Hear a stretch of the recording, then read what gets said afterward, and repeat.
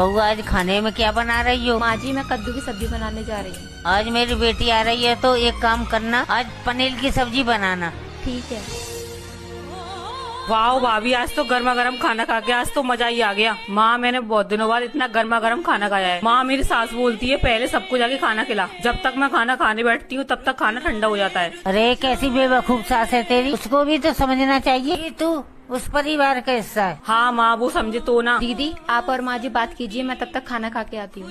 ठीक है भाभी। नहीं बहू, पहले तू 2 कप चाय बना के लेके आ, बाद में खाना खाइयो। भाभी आप जाइए, जाकर खाना खाइए, तब तक मैं चाय बना के लेके आती हूँ। अरे बेटा तू क्यों चाय बनाने जाएगी? बहू है ना, बहू चाय बना देगी। अरे वाह माँ, आपकी बेटी की बात आई तो उसके साथ बेवकूफ हो गई। आप कौन सी समझदारी की बात कर रही हैं? बेटा तू मेरी बेटी होकर के ऐसे क्यों बोल रही है? अरे हाँ माँ, आपको भी तो समझना चाहिए ना, जैसे मैं आपकी बेटी हूँ वैसे भाभी भी किसी की बेटी है ना। हाँ बेटा तू एकदम सही बोल रही है। बहू आज से हमारे साथ ही बैठ के खाना खाना।